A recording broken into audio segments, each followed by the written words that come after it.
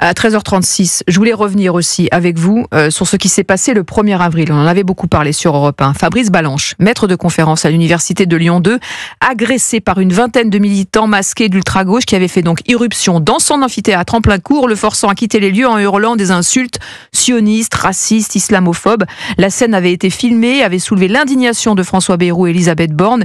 Eh bien, figurez-vous qu'aujourd'hui, la présidente de cette université accable le professeur au lieu de le soutenir. Elle lui reproche notamment ses propos qui causent énormément de tort. On va écouter l'avocat de Fabrice Balanche, maître Pierre-Étienne Moulet, et il estime qu'il a été lâché par sa direction. Elle n'a, semble-t-il, pas pris la mesure de la gravité de la bascule qui s'est produite dans un amphithéâtre de son université. On ne parle pas là d'une manifestation, on parle là de l'irruption de dizaines d'élèves, ou d'élèves, on ne le sait pas d'ailleurs, cagoulés, qui arrivent dans un amphithéâtre pour faire taire un professeur d'université. C'est absolument gravissime, c'est absolument inédit. Et cette déclaration, elle vient légitimer, quelque part, la violence dont il a pu être la victime. Et c'est inacceptable en l'état. Voilà, c'est quand même hallucinant. Alors je rappelle que ce professeur s'était opposé à la tenue d'un événement lors de la rupture du jeûne du Ramadan dans l'université. Gilles-William Goldnadel, cette inversion des rôles... Mais non, franchement, je trouve mon confrère même trop modéré. Hein, ah bon pardon. Ah oui, moi je suis accablé. Fabrice Balanche, c'est un professeur et un intellectuel modéré de haute tenue qui est spécialisé... Un grand spécialiste de la Syrie en plus. J'allais vous dire, qui est grand spécialiste de la Syrie.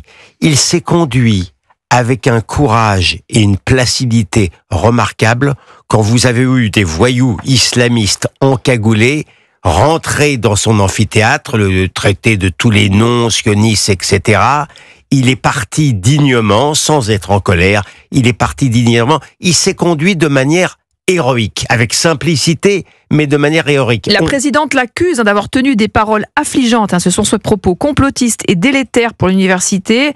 Elle rajoute « Je suis en colère car il y a eu des usages de termes qui ont quand même été très durs. Premier blocage islamiste de France, il fallait l'inventer, dit-elle à nos confrères.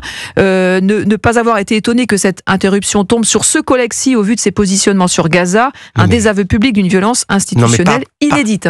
Pardon d'être un peu long, mais j'y tiens beaucoup parce que c'est quelque chose qui vraiment m'a révolté hier. Vous vous rendez compte ce qu'elle dit ?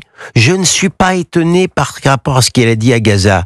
Mais je la défie de nous dire que M. Balanche aurait dit quelque chose de répréhensible sur Gaza. Elle est en train, littéralement, de justifier la violence au sein de son université et je n'entends pas Madame Borne. Et lui mettre une cible dans le dos aussi, du coup. Mais bien sûr, non, mais il est d'un courage incroyable. Mais je n'entends pas Madame Borne. Pour l'instant, personne n'a réagi. Qui est sa ministre de tutelle. Mais je vous assure que il est rare qu'une situation m'encolère autant que ce à quoi on assiste avec cette histoire d'université. Vincent Roy. Non, mais il y a quelque chose d'étonnant. Cette dame, qui est directrice de l'université, elle est fonctionnaire.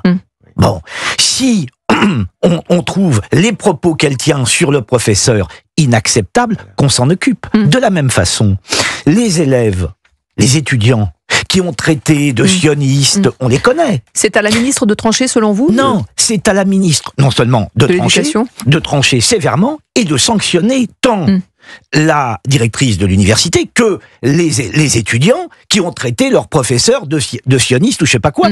Il y avait quand même beaucoup d'étudiants médusés dans cette salle qui ont assisté à cette scène et qui l'ont filmé d'ailleurs. Et puis dernière chose, est-ce que vous trouvez normal qu'au sein de l'université française, on fête la rupture du jeûne? Enfin, ça a l'air de choquer personne. À l'université, on fête la rupture du jeûne. Enfin, attendez, mais on n'est pas, me semble-t-il, on n'est pas à Alger et on n'est pas à Tunis. On fête la rupture du jeûne dans l'université française. Est-ce que vous trouvez ça normal? Alors on nous dit, ah oui, il y a oh là là, laïcité, mais de quoi nous protège la laïcité? De rien du tout. C'est un mot de plus en plus vide. À une autre époque, on avait notre ministre de l'Intérieur qui allait aussi casser le jeûne à la grande mosquée. Ça choquait parce que ça faut flatter, oh là là, parce qu'il faut, vous savez, tout le monde peut baisser son pantalon à un moment ou à un autre dans une carrière politique. Ils le font allègrement. Non, mais je vous assure que là, j'insiste, c'est d'une gravité exceptionnelle. Nous sommes un pays où on a tué des professeurs. Ça n'est pas rien ce qui se passe dans notre pays. Donc et vous avez On n'a pas tiré la leçon de ce qui s'est passé avec Samuel Paty. Mais je n'en reviens pas, moi, de la manière dont elle a parlé, cette présidente d'université. C'est une cible. Elle le cible personnellement. Mettez-vous à la place des étudiants ou des pseudo-étudiants voyous qui ont fait ça. Mais ils sont légitimés dans leurs gestes.